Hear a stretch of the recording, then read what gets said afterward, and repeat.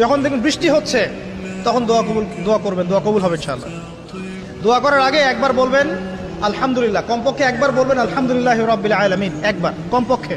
মানে প্রথমে আল্লাহর প্রশংসা করবেন, তারপর একবার দরুদ পড়বেন আল্লাহুম্মা সাল্লি আলা মুহাম্মাদ ওয়া সাল্লিম, তারপর হাত তুলে দোয়া শুরু করবেন। বৃষ্টি পড়ছে, দোয়া শুরু করে দেন, দোয়া কবুল হবে ইনশাআল্লাহ।